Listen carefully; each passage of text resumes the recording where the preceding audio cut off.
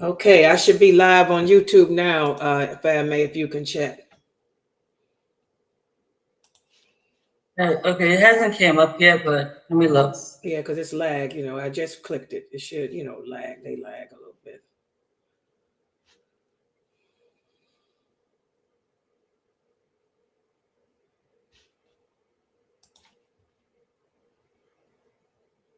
Oh, let me make sure I got the stream on too. Streaming. Is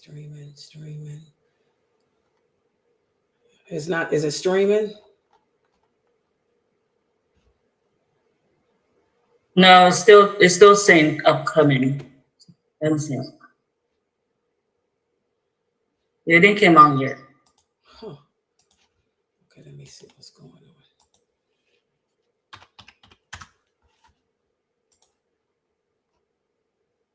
It's showing 3 watching. It's showing me live. Refresh your computer. Okay, I see myself. It didn't come on yet. Huh. Okay, now it's fine. Okay. Reload. You see me on there? Yeah, you're on there now. Okay, so it's live. We're good. Okay, hold on for a second. Yeah, when I don't have Ifty in here, I'm gonna need you to take the back for her, okay? Because they didn't even tell me to after the class yesterday, and that was just ridiculous. I don't know why these people don't think.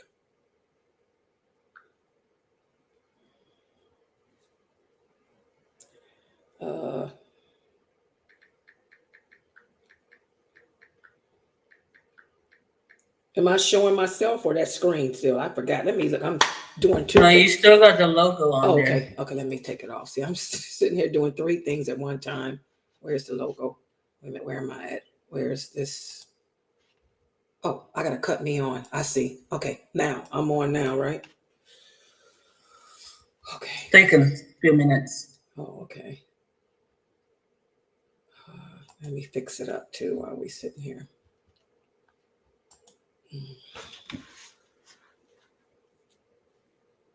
You're still not on there though. It still shows the Sunnahfollowers logo.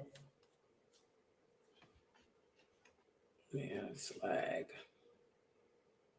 You can see you now. Fix it up too. Okay, you're on there now. Where's the other thing? Okay, what did I hit that I didn't hit? My mind is just not on this today. This is when I really need you, Ifty. Ifty, where are you? Yeah, hold on. But you're doing a good job, family. Alhamdulillah. I got my family. Okay, so I got that set up. Now I got to do the rest. Give me a minute. I'm not functioning properly today. And what's up with this in here that this thing is not, I don't like how that doesn't mirror. And I don't know why it doesn't. I said I was going to ask those people why it come that thing doesn't mirror my appearance.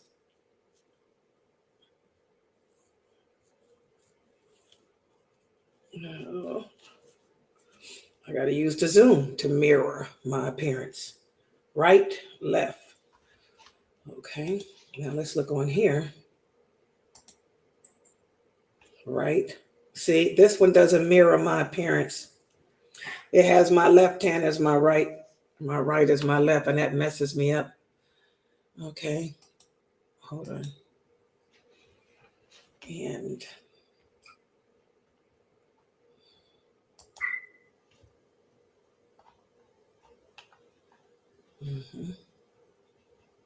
here they are, right here. This needs to be at the top. There, that is. That's the top, that's the bottom. And this part.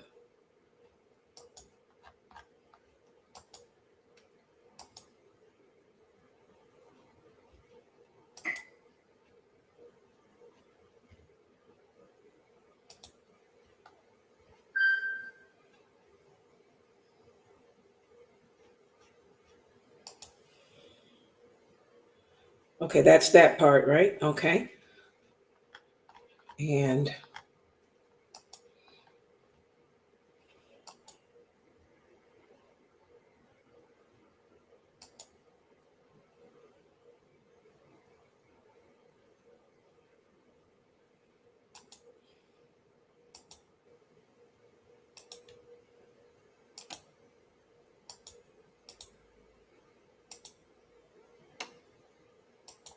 see, I'm trying, bro.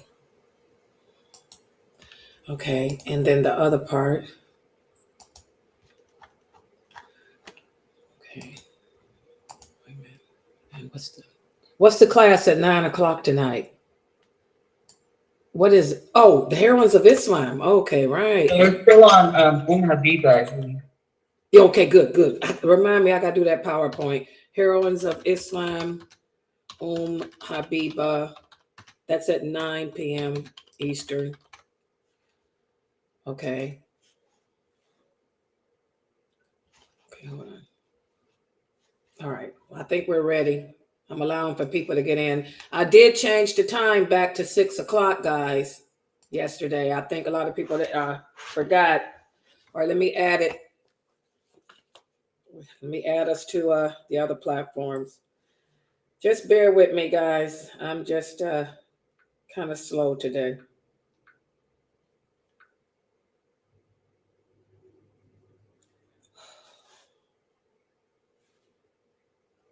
All right, these are all the all right, I'm getting ready to add them now.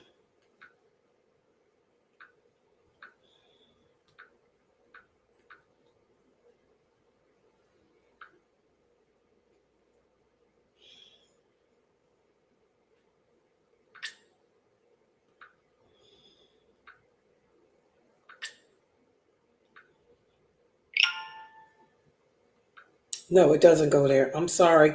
I'm coming in there now with it. What group? What's this new group? I can't remember the name y'all gave me. What is it? Type it on the screen, the new group. Because I forgot. My mind is not on things today. The polygamy group. I'm in the polygamy group, right? Okay, I see it. I'm in it. I forgot about the polygamy group. I haven't been broadcasting to them in a couple of days. I'm sorry. I apologize. It's so many groups. It's hard for me to remember. I got to write them down. Then I got a lot of people on move this out the way. People, don't text me yet, guys. I'm trying to get in here. I got a lot of people that's joining on Telegram.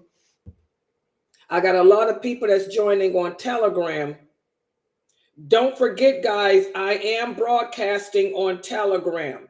And I see I got a 1, 2, 3. Don't forget, guys, I am broadcasting. 4, 5, 6. I got 6 new people on Telegram.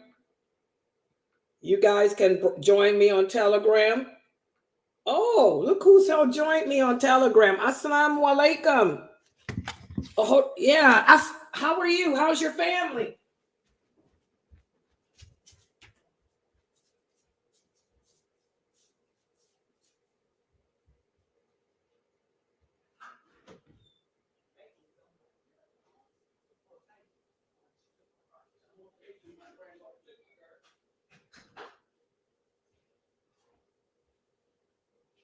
Alhamdulillah. MashaAllah. Okay, Sheikh. We got one of the famous speakers here joining me on Telegram. How's Brooklyn, New York? I've been watching you guys on the news, all that protesting. Your community's not doing none of that protesting, are they? It's just ridiculous, man. Yeah, you see what those Kafirs did to those Muslim women? Took pictures of them with their derrieres. I mean, it's just ridiculous. We got a famous speaker here, guys, from Brooklyn. He's joining me on Telegram. Okay, give my salams to your wife. to your wifey. Okay, Imam.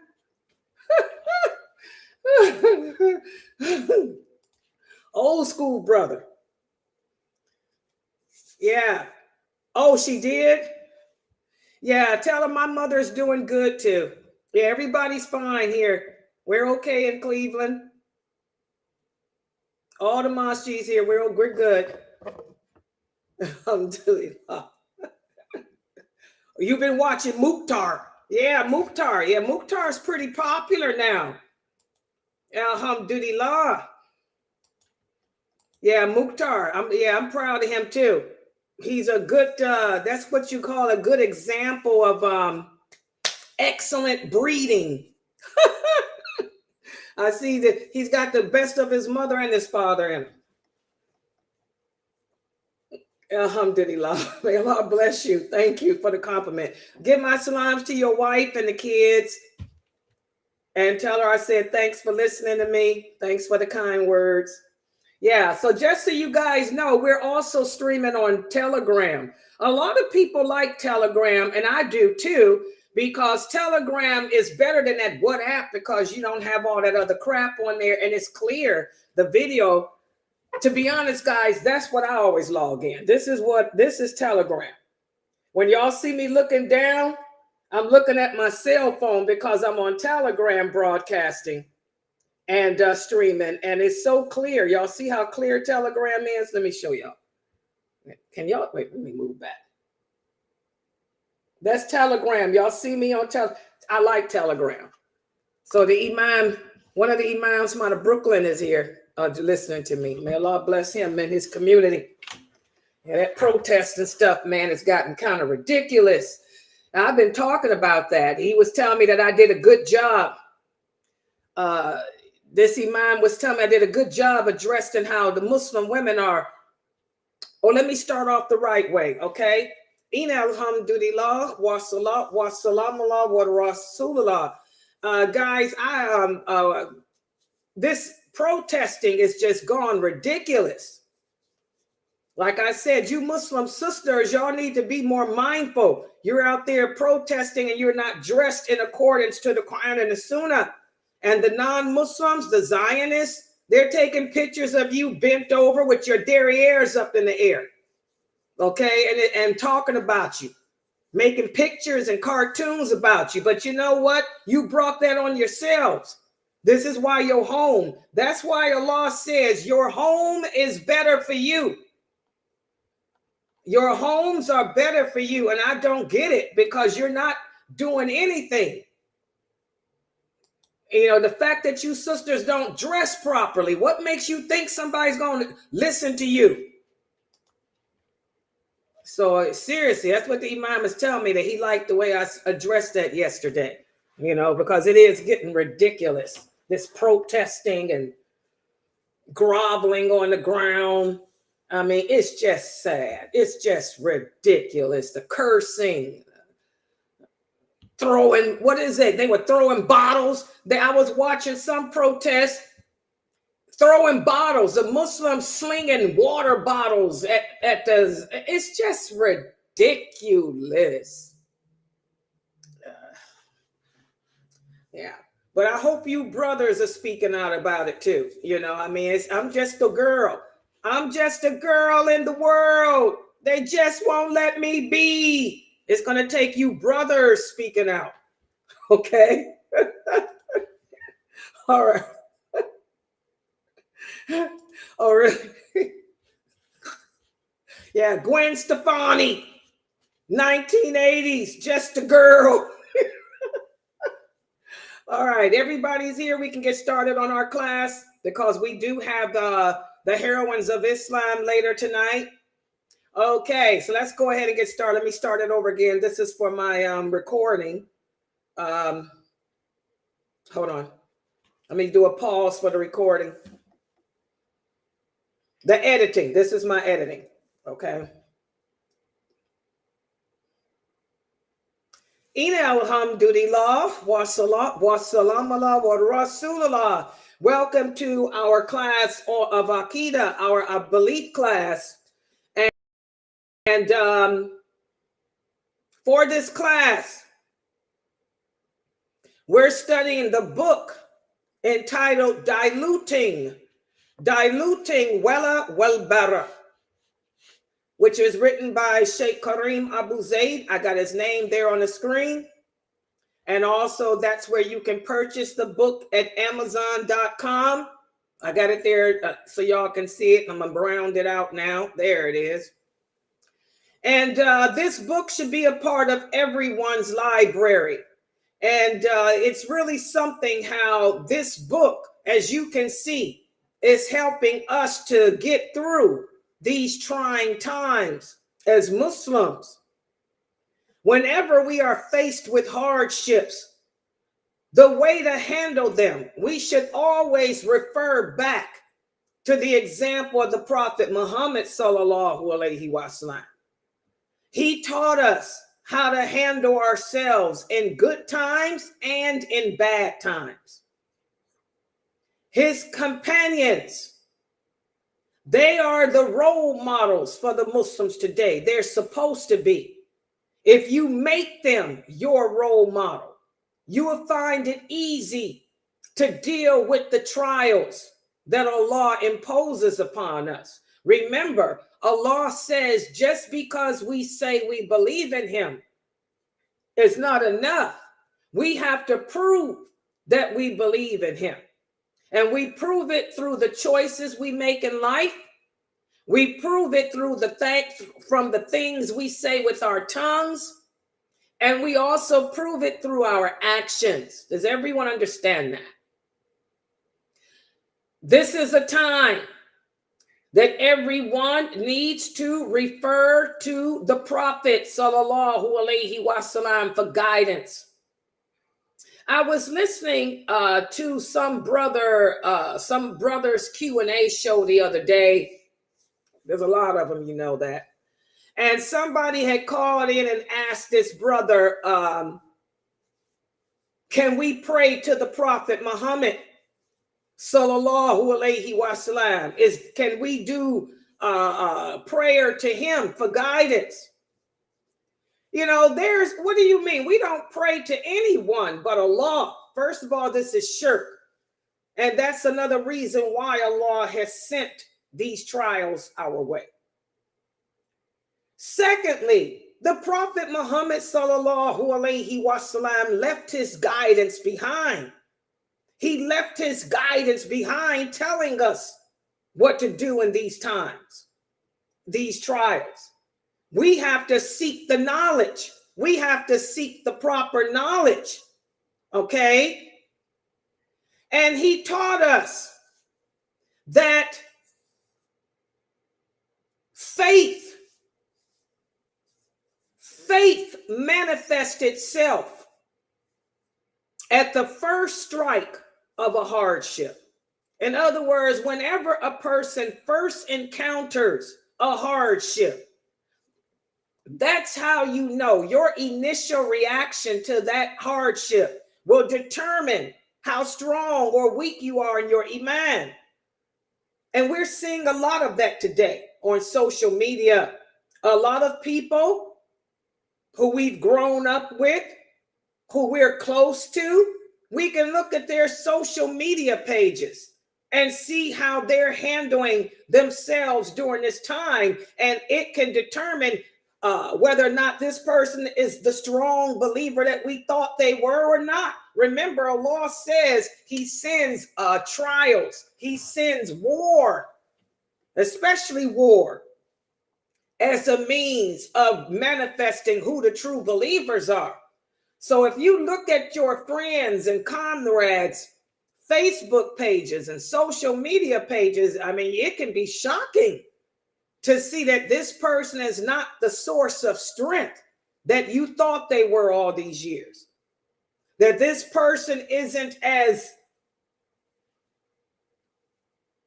God-fearing and as pious as maybe you thought they were, subhanallah, because of the initial reaction that they're giving right now, subhanallah. This is the time for us to calm down, guys.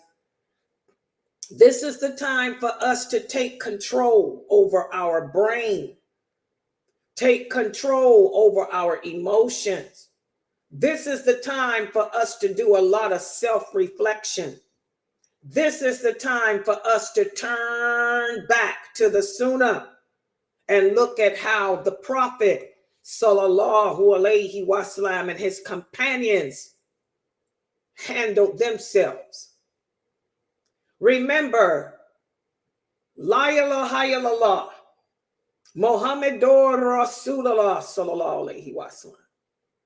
This is a statement pledging our allegiance to Allah, our allegiance to the Prophet Muhammad sallallahu alaihi wasallam, our allegiance to each other, and our allegiance to our way of life. That allegiance entails balance. That allegiance entails learning and knowing how to balance our emotions, how to balance my anger, how to balance my fear, how to balance my love, to keep it in sync and harmony with how Allah, what his love is, his hate is. Everybody understand that? That emotional crap, kill, crush, destroy, that's not balance. That's transgression. The Prophet taught the companions balance. That's what that hadith means. When the Prophet sallallahu alaihi wasallam said, be balanced in your love, be balanced in your hate, because the person you love today may be someone you have to hate tomorrow. And the person you hate today may be someone you have to love tomorrow. And the Prophet's companions, sallallahu alaihi wasallam, his companions displayed that. So gain control over your emotions. And what do they say in the West Side Story? Easy, easy. Y'all know I got to throw a song in. What is it, Tiba? Dun-dun-dun-dun. Whatever. Cool, dude. Play it cool. That's what they were saying. Easy, got it. Play it cool. That's how we have to be, guys. Cool, chill. Chill. Take a chill pill and refer to how the companions handled themselves. Now, that's what we're going to talk about today. Today, I'm going to give you guys more examples from the companions as to how they mastered striking the balance in their love, in their hate, and their allegiance. I'm going to give you several examples today of several companions and how they struck that balance. And some of these companions were given the good news of paradise too, as a result of how they struck that balance in their emotions. So let's put the PowerPoint up. And by the way, this is all chapter 14. We're still in chapter 14 of the book, Diluting Wella Welbera. Okay? We're going to speak about balancing, the art of balancing our love, our hate, and our allegiance. We're going to speak about how our role models, those original companions, they taught us how to balance it. And let's start off with one of the companions. His name was Thumama ibn Utha. Now, he's a great example as to how those of us who are in positions of leadership, positions of authority, whenever a calamity occurs, the people are going to look to us for guidance. They're going to look to us. If you are an imam, if you are a teacher, if you are a dawah, if you are a governor, a Muslim governor or whatever, if you are of a scholar, anyone of a circle scholar, anyone of any type of status, you have a position of leadership amongst the people. So the first thing they're going to do is look at your reaction. They're going to look to see how you are handling whatever the trial is and try to learn from you. Well, for those of us in leadership positions, I'm going to give you a reminder from one of the role models, Thumama ibn Uthal. He was a leader who transformed. This occurred in the 6th year of the migration of the Prophet, sallallahu alaihi wasallam. He sent letters inviting the other rulers, the chiefs of the Arabic tribes, inviting them to Islam. One such leader was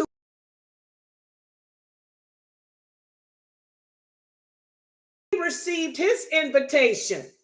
He rejected it, and he became so incensed, so angry, that he put together a plan to kill the Prophet, sallallahu alaihi wasallam. In fact, he was so angry, he even killed some of the Prophet's companions. And when he did that, this caused the Prophet Muhammad to declare him to be a wanted man because of the brutality he did of killing, just killing for no reason, people because they chose to believe in Allah, and he was against anyone thinking that themselves a ruler over him. So Thumama, he ended up being captured by a group of Muslims, and they brought him to the Prophet, sallallahu alaihi wasallam. But despite the evil actions that Thumama did, the Prophet told the companions, treat him with kindness. He's our prisoner. But because he's evil, that doesn't justify us being evil. Show kindness to him. I want him to eat when we eat. I want him to drink when we drink. He will eat what we eat. He will drink what we drink. So Thumama was imprisoned, but the Prophet showed him such kindness, which was something that was not shown by the Arabs to their prisoners of war. Okay? The Arabs were a very barbaric warrior tribal people. Okay? They didn't ransom off their prisoners. They killed them, mutilated them, cut off their ears, their noses, and all kind of crazy stuff. So when Thumama was taken as a prisoner, that's what he thought was going to happen to him. But it didn't. The Prophet talked to him gently. The Prophet made sure no one abused him, that he ate what they ate, when they ate, and all of that. And what happened as a result? As a result of seeing this kindness, which was unknown by the Arabs as a prisoner of war, Thumama ended up converting to Islam. He became a Muslim. And when he converted, he wasn't just a Muslim in name. He practiced it according to the rules. In fact, he developed a love for the Prophet Muhammad. And his love for the Prophet sallallahu alaihi wasallam became so great that he swore that not only would he be the Prophet's right hand, but he will support him, and that he would stop helping the Quraysh. Now, like I told you guys, boycotts did exist back in those days. Thumama was a ruler. He was a chief, an imam, a leader of his tribe. After he converted to Islam, he swore an oath. He said, the Quraysh, they received their wheat from me because the wheat grew in his part of Arabia. He said, for the evil things that they do to the prophet, the way they slander him in his religion, I'm going to boycott them. He said the Quraysh will never receive any more wheat. And like I said, the wheat grew in his part of Arabia. His part. His part. So by cutting off the wheat from them, they suffered. Remember, there were no airplanes back then. There were no boats. I mean, they had ships, but you couldn't travel fast like we travel. Whatever you grew, where you grew, that was your main commodity. So when Thumama decided to cut off any wheat, they didn't receive no wheat. They'd have to wait for months or even years for somebody to travel to another part of the world to bring wheat. So this was an effective boycott. It was effective because they had nothing to make bread with, because that was their direct source of wheat. Their direct source of wheat came from the tribe of Thumama. He cut it off. No more wheat. You better go find something else to make your bread with. Okay.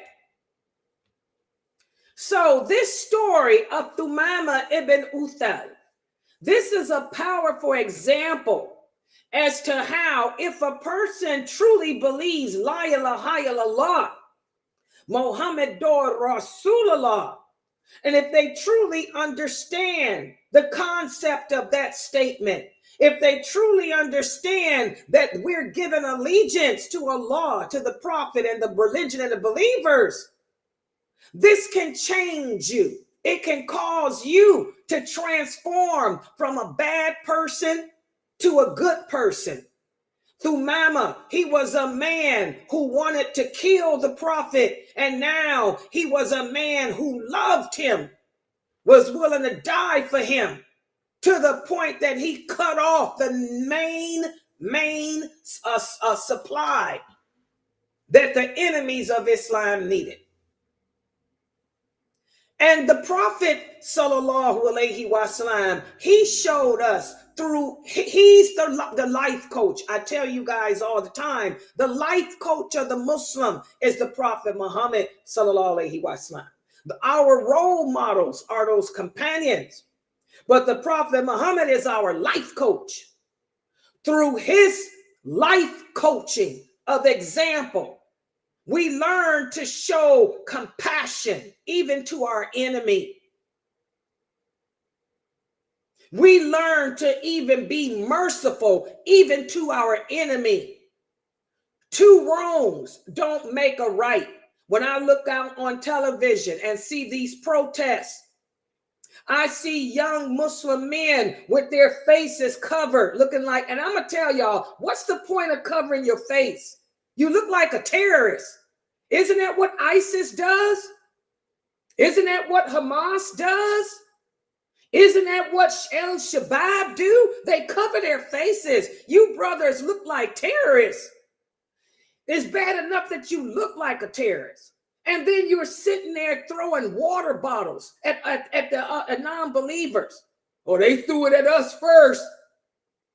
So because they threw a water bottle at you first, now it's a big gang fight. The police out, the Muslims getting arrested, dragged through and the Muslims cussing and calling people pigs and stuff. Astaghfirullah. The Prophet didn't do that. Thumama was an enemy. He killed a lot of good companions. But the Prophet still showed him compassion and mercy, and he dared those companions to do otherwise. Just like when we did the story of Safiya, radiallahu anha, she was Jewish. When the Prophet defeated the Jews at Khaybar, when Bilal dragged her and her cousin through the battlefield, and they saw the dead bodies of their friends, their relatives, and they were shook up. What did the prophet do? He said, Bilal, have you lost your humility? You don't drag these women through the battlefield and let them see the dead bodies of their fallen. Who wants to be remembered at their worst? That hadith is authentic. It's Bukhari. And you emotional brothers with your pictures of dead bodies all on your pages, dead children, you have transgressed the limits. This is not what our prophet came with.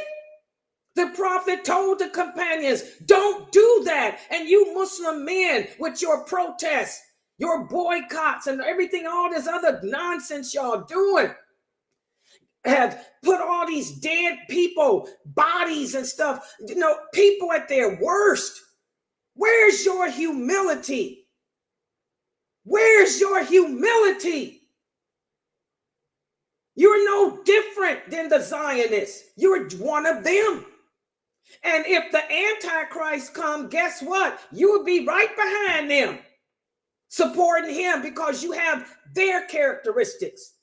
You don't have the characteristics of the Prophet Muhammad sallallahu alaihi wasallam, his compassion, his empathy. You have hatred, just blatant hatred, blatant anger, uncontrollable hate, uncontrollable anger. Where's the balance? Where's the balance? When has two wrongs ever made a right? We're supposed to be the ones proving the Zionists to be wrong. You brothers are using your famous platforms to prove the Zionists right. Shame on you. Okay? So the Prophet sallallahu alaihi wasallam's actions towards Thumama demonstrates the importance of forgiveness, compassion, and kindness, even to those who have harmed us. And look what happened as a result. As a result of the Prophet using dignity, humility, and balance, Thumama, who was an enemy, became a Muslim. His heart changed. Remember, I told you guys, Allah is the one that can change the heart. Not you, not me. When the prophet was dealing with in war times, what did he do? He used to pray. He asked Allah to change the heart. Change the heart of Abu Jahl or Umar, so that one of them can convert to Islam, and we'll have someone, of power to help us. Allah heard his dua. Allah changed the heart of Umar. The prophet made dua asking Allah to change the heart of the Taif people, change the heart of his enemies.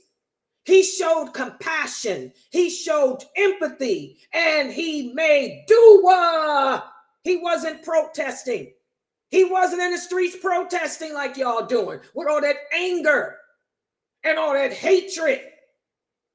He was at home praying and asking his companions to prove the people wrong, prove what they say about us wrong through our behavior.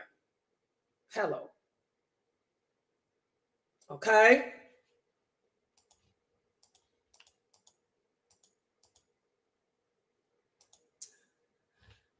Another companion.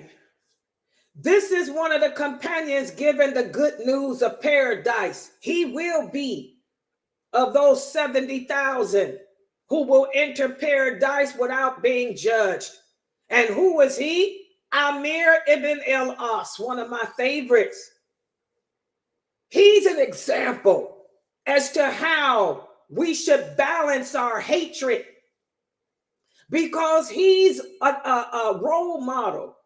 Through his example, we learn that if balanced, those who you hate today can become someone who you love tomorrow. Now, Amir ibn al-As, he went through 3 phases of belief in Islam. At first, before Islam, he hated the Prophet Muhammad sallallahu alaihi wasallam, just like Thumama. He hated him so much that just like Thumama, he wanted to kill him. But he eventually became a Muslim, and all that hatred that he had for the Prophet turned to love. It turned to allegiance. He held the Prophet sallallahu alaihi wasallam in such high esteem that he could never look him in the face.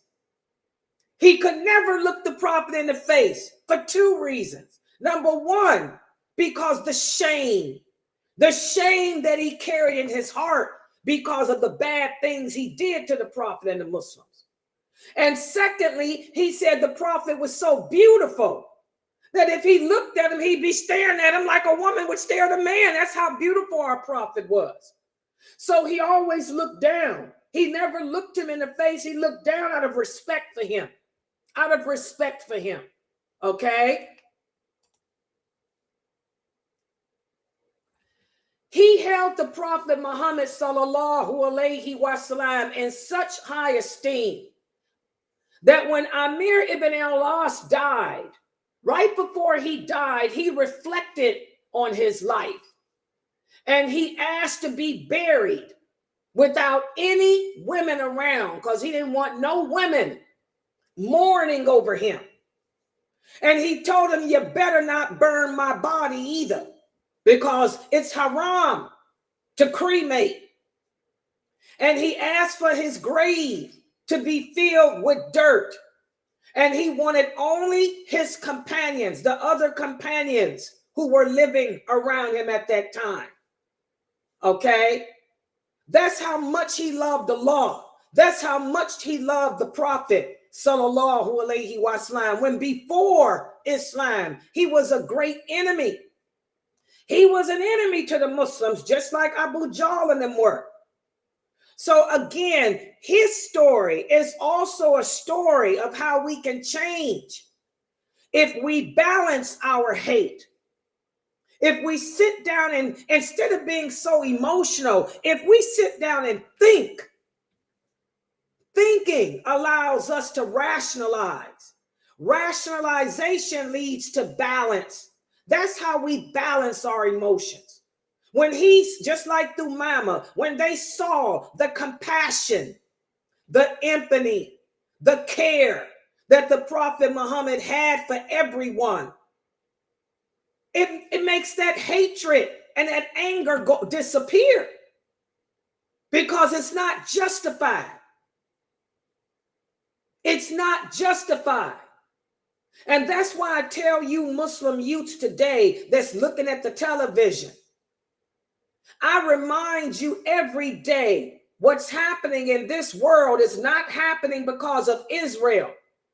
What's happening in this world is not happening because of Biden, America. If Israel wanted to destroy all the Palestinians, they'd never be able to do it unless Allah allowed it. What's happening in this world is because Allah willed it to be. I got to keep you rational, keep you focused on that. If we tell ourselves every day what is happening is because Allah willed it, that will tune out that anger. That will tune down that hatred. Because anger and hatred come from Shaitan. And whenever you fall into those two negative emotions, it always leads to, like we see on TV, violence, death, and all other kind of transgressions. So that's why I tell the youth here on this website and the youth listening to me, the power is with Allah. It's not with Israel. That's why I remind them. The Prophet Muhammad said, we as a nation, we will never be destroyed by our enemies. No matter how much Israel wants to do genocide, they can't. It's not going to happen. The Prophet said, Allah promised him. He promised him. Your nation will never be destroyed by its enemies, ever. That should be a comfort to you Muslims. He said, instead, your nation will be destroyed by themselves. They will oppress each other. They will kill each other. They will slander each other, which is what we see happening today with us. We're defeating ourselves. You women protesting, you ain't helping Palestine. You're making yourselves look like donkeys. The Palestinians shake their head at you crazy women, okay? You brothers with all that anger, hatred, throwing water bottles, fighting, groveling in the street, doing karate all in the street, acting like idiots. You ain't helping nobody. You just showing how barbaric you are. Come back to the Sunnah. Another reason why the prophet didn't protest. Protesting has more negative effects than anything positive because it's too much emotion. That much emotion can only lead to what's bad and dirty. Okay? Now they making fun of Muslim women. They got pictures all over the internet of you sisters with your tight blue jeans on, with a flag tied around your breast, bending over, call yourselves praying with your big derrieres. That's the laugh of the year. Probably the only prayer you made since Ramadan. Go home. Your home is better for you. Go home. You ain't helping nobody. You making the sisters like me and the Palestinians look bad because we would never be in those positions. Literally in the public. Literally. Okay? So the story of Amir ibn al-As, it shows how, again, if we balance those negative emotions, they'll prevent us from transgressing the limits of Allah. We don't have control of that, but we learn from Amir ibn al-As that it's best to control that. And also there's another reminder, another example, another companion, Abdullah ibn Abu ibn Salul. Y'all know who he was? You should. He's the son of Ibn Ubay. Y'all know who Ibn Ubay was. He was the leader of the hypocrites. This was a tribe of Arabs that converted to Islam. I mean, not a tribe of Arabs. This was a tribe that converted to Islam. Not out of sincerity to Allah, but they became Muslim to infiltrate us, to see, so they could get close to the prophet and take news back to the Quraysh. That's why they're hypocrites. What's the difference between a hypocrite? A hypocrite pretends to be Muslim. They pray with us. They dress like us. They act like us. They talk like us. And because they do that, their blood, their honor, their property is off limits, and they're the biggest threat to us because we can't do anything to them unless they denounce La ilaha illallah. Well, Ibn Ubay, he had a son. His son did believe in Allah. His son did believe in the Prophet Muhammad sallallahu alaihi wasallam. But his son also loved his father. So his son found himself in a predicament that many of you don't deal with correctly. He had to choose between his love for his father, who was a hypocrite, and his love for the Prophet Muhammad and his love for Allah. Well, he made it clear that his love for the Prophet sallallahu alaihi wasallam superseded that for his father. Because when the Prophet sallallahu alaihi wasallam had come back with his companions from an expedition, Ibn Ubay would not allow them to enter into Medina. And he ordered his son to not allow them to pass through. But his son said, forget you. This is the prophet of Allah. And he allowed the prophet to pass through, thus cutting himself off with his father, which he gladly did, because he said, my allegiance is to Allah and to the prophet, not you, father. I get so many questions.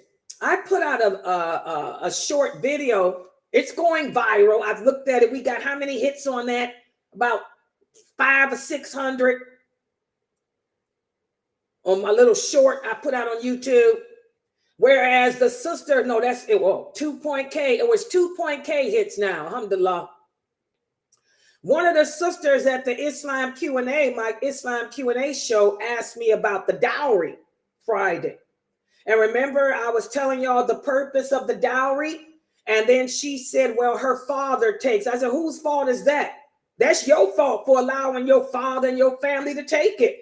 You can't penalize Allah. Penalize Allah before you allowing people to transgress you. Allah makes the laws. Okay, if you allow your parents to transgress the laws of Allah, then that's your problem. Don't blame it on Allah, because I get my dowry. I ain't never had nobody take my dowry. Okay, try to see what happened. I don't let nobody mess with my money. Hello. 3 things off limits: my food, my money, and my man. Hello. Food, money, and man? No, you ain't messing with those 3 things. Daughter, you may can mess with her, but not my man, not my food, not my money. Oh, I know my daughter gonna call me. That's a joke for my daughter, guys, because she's listening. Don't you call me Chandani. That was a joke. You know I don't mean that. Nobody mess with my daughter either. Okay, but anyway, or my jailer. That's right, or jailer. But anyway, guys, how many of you would have stood up against your parent like he did? He let the prophet through and the companions. He told his father, my obedience is to Allah and to the prophet, sallallahu alaihi wasallam, not to you. And he was disowned. In fact, to show how sincere Ubay was, when he even went to, the son of Ubay, Ibn Ubay was, he asked the prophet, do you want me to kill him? He was willing to kill his father for the sake of Allah. And the prophet told him, no, don't do it. Okay? So again, that's an example of balanced love. So many of us transgress the limits in our love for things. We have to balance our love just like we balance our hate. I love you because you my mother, but know your place. Know your place. I keep telling y'all that hadith about paradise being under the foot of the mother is a lie. It's a fabricated fairy tale. It's not authentic. It's a fairy tale. Okay? Our love is supposed to be for Allah first and foremost, then the Prophet Muhammad, and then yourself. You don't love nobody other than Allah and his messenger more than yourself. Because how can you save yourself from the hellfire unless you love yourself? Okay? Another example. Oh, that's all. Okay. I'll say the rest for tomorrow. Okay, I got several other examples too, but that'll be for tomorrow. But today, I'm going to stop right here. Again, when we are faced with trials like we are today, the people you turn to the Prophet Muhammad sallallahu alaihi wasallam, and you don't turn to him by praying to him, because the Prophet Muhammad, he doesn't hold even his own destiny in his hands. Okay, you turn to his guidance though. One of the things that the Prophet sallallahu alaihi wasallam left behind is his guidance. And he had companions, many of them. And they are all role models for us. Look to see how they balanced their emotions. Because we Muslims today, it looks like we're struggling with that. We're struggling with striking the balance in our emotions. And so just to see how well you guys understood my lecture today, I'm going to give you a little quiz. But pay attention. This quiz is different. Let me put it on the screen. Y'all ready for it?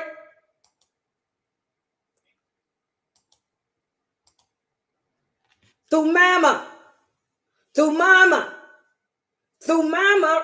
boycotted the Quraysh by cutting off their wheat supply.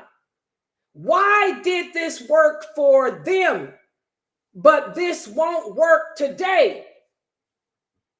For example, if all the Americans were to stop buying wheat, and let's say Israel, all the wheat came from Israel, is that going to hurt Israel? Why come it work then, but this wouldn't work today? Can anybody answer this? I'm trying to get you guys to think logically, to use your logic, your reasoning, instead of your emotions, if you paid attention. Who wants to try it?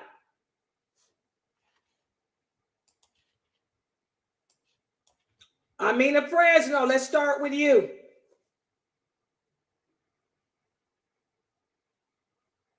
Why is it that this wouldn't work today? Or maybe you think it would work. It ain't gonna work today because this is 2023 and it ain't like that little bit of stuff back there where they was the only ones. Good job. Anybody else want to explain it a little better? But she got it right. Anybody else want to add to it? Good job, Amina. You got it right. Anybody else got a little bit more to say about it? Pfizer? My baby is here. Pfizer? What does she mean? Anybody else?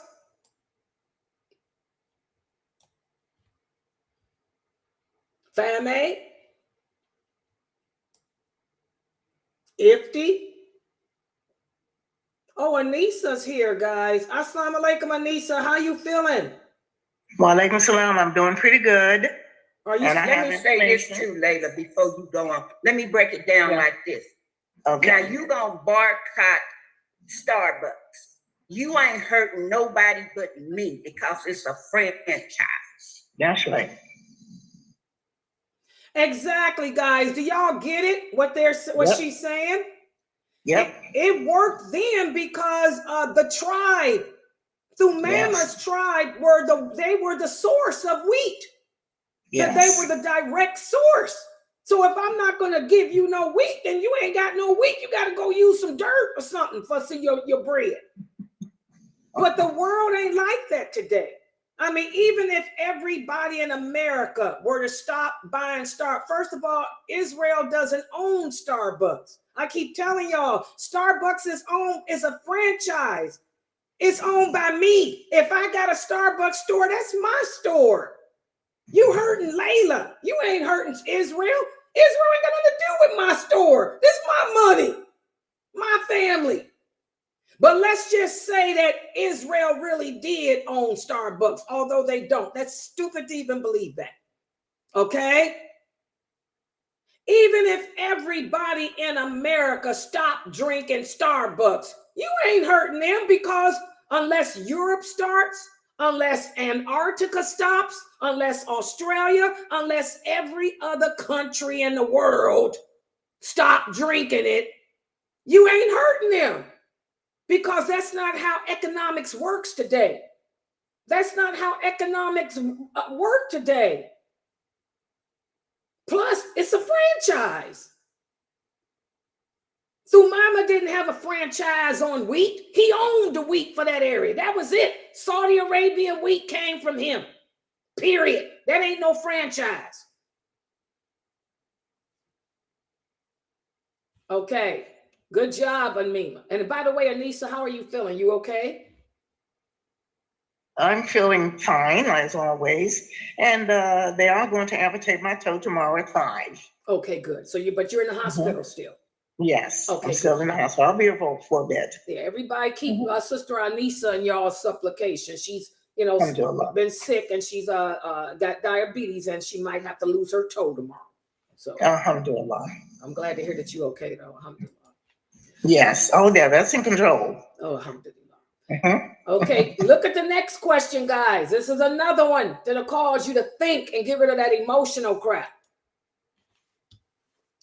The fact that Amir el-As hated Islam to the point of wanting to kill its prophet and later loved him so much that he became one of the 10 promised paradise. This is a great example of what? What do you learn from this? In other words, share it with me. What do you learn from this? It's an example of what? Anyone? I could give one example, that by his actions and looking at his actions, he was able to gain a good example of how what you do speaks louder than what you say. So he was just so encompassed with anger and dislike that upon viewing, the actions of the Prophet. In other words, what do you learn from it? I want to hear. I don't want you to try to tell me what he did. This is an example of what for you? The fact that Amir el-As was an example of. No, what for you? I learned basically the actions of someone doing something so great or so little from the kindness of their heart. That means that I look at that as something grand. Like me implementing that same way changes me, it soothes me, and it puts me to the level that it changes me to want to implement that same behavior. So that was a grand example for me, especially in the case that, he hated him so much to the point of whoever followed Allah subhanahu wa ta'ala, that he had to take it upon himself to take out of here. And here's the Prophet sallallahu alaihi wasallam, showing him this great example just by that alone, being a prisoner, and, the Arabs, as you said, were so barbaric, and knowing the background of the Arabs being so barbaric and taking that and going about and just, seeing his example that he wasn't like that, that even though that he was as barbaric as he was, he treated him with kindness. And that was a big thing for him to do in that case. So I look at that and I take the biggest takeaway from that is the actions are number one. That could really change how you feel and see things. Okay, good job. Okay, she learned from this that this is a good example of our actions speak louder than our words. Anyone else? What's another example? The fact that Amir el-As hated Islam and then later he loved it. This is an example of what? It's an example of how Allah can change your heart. Right. How you can be here today and gone tomorrow. But basically how Allah just changed his heart. Yeah. If we balance, good job. That's what I was getting at. Right. If we can, go ahead. Yeah, go ahead, Balance. Empty. Yeah, go ahead. You know where I'm I was just going to say same thing, just being balanced in who we love and who we hate, because the person we hate today, we may need to love them tomorrow. And the person we love today, we may hate them tomorrow. So the point is of being balanced. That's the point I was looking for. Yeah, to balance those emotions, especially those negative. Remember, the 3 most powerful emotions that we experience as humans: love, hate, and anger. Those are the 3 most powerful emotions. So we have to learn to balance them, okay? Because those 3 emotions alone can cause us to transgress. So we got to be balanced in our love, balanced in our anger, balanced in our hatred. Especially you young brothers and sisters out there. Y'all don't know the balance. You got to strike it. Figure it out. Strike it. Because all that hooping and hollering, that anger, and you're making everything bad for yourself. Okay? And I think I got one more question. Yeah, this is the last one. Last question. How does Islam teach us to handle family members that oppose our way of life? From those stories of those companions I gave you, that the one I talked about, Ibn Ubay's son, how does Islam teach us to handle family members who are opposed to our way of life, to our practice? What do you learn from that? How do you learn to handle your family? Anyone?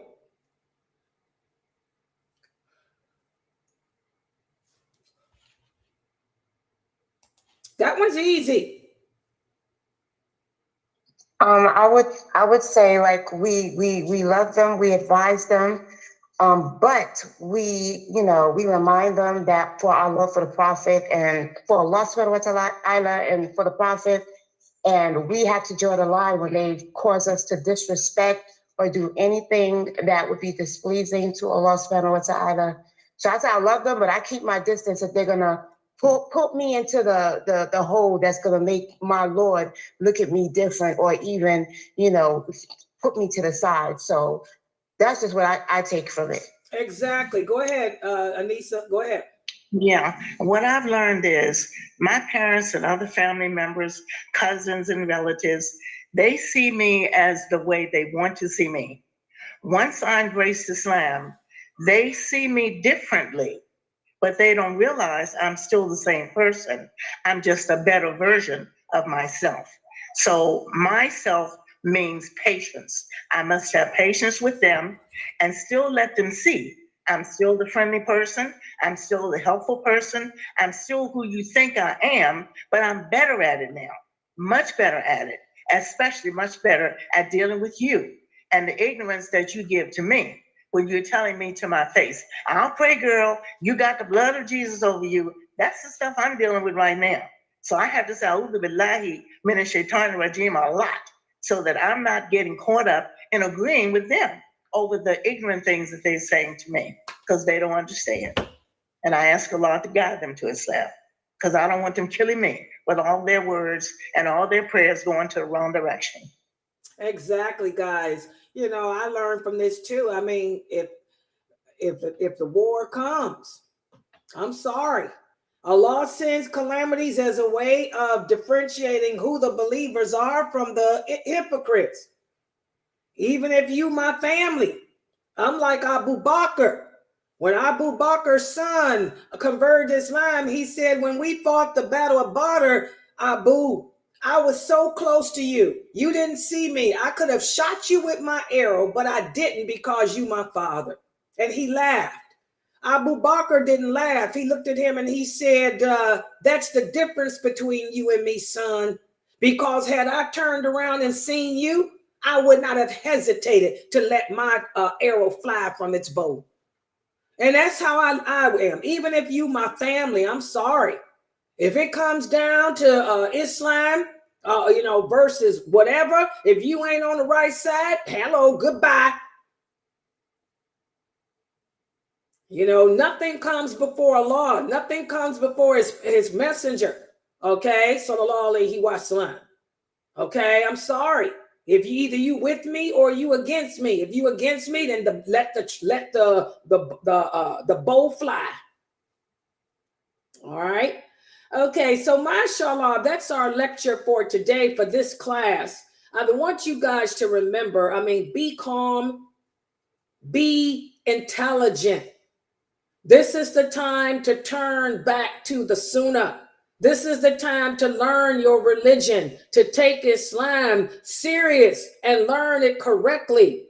Because what's happening is in the world is happening not because of Israel, it's because Allah willed it to happen. He's the one in control. He's the one in power, not anyone else or anything else.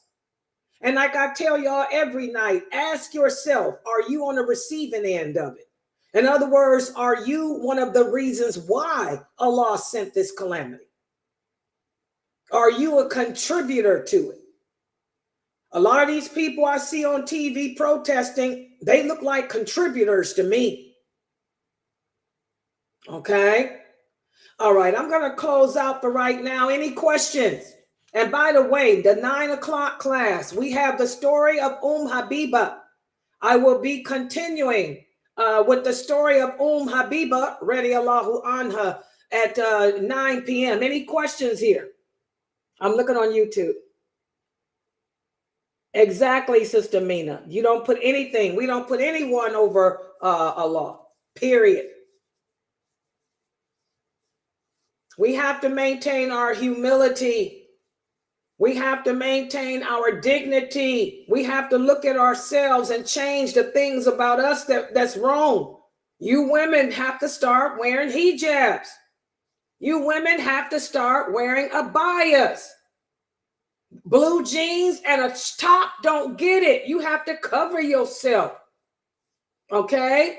You brothers need to be at the masajid. Y'all need to be at the masjids praying, not praying in the street. The masjids are the place of worship. That's the reward for the Muslims, praying in the mosque, not in the middle of Times Square with a bunch of prostitutes, crackheads, drug addicts, cigarette smokers, non-believers all around you. The mosque is the place of worship for us. You guys should be packing the masjids right now. And also your behavior, all this cursing and anger and calling people pigs and whatever, all this nonsense that's on the news today. Y'all got to cut that crap out. That ain't Islam. You're no different than the Zionists. You're just like them. You look like them. You act like them. What's the difference? All right, so I'm going to close out. Inshallah, I'll see everybody back here at 9 p.m. And just to give you guys a little excerpt of tonight's class. Where's my little thing at? Here it is.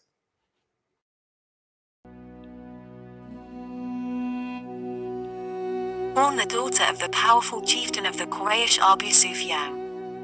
Her frail body, nor father's influence could stop her from accepting Islam. She joined the mothers of the believers and given the glad tidings of paradise. Her name is Habiba, Ramla bint Abi Sufyan. Join us for this amazing new chapter in the hit series, Heroines of Islam, with your host lailanasheeba Mondays and Wednesday nights, 9 p.m. Eastern Standard Time. Right here on Sunnahfollowers.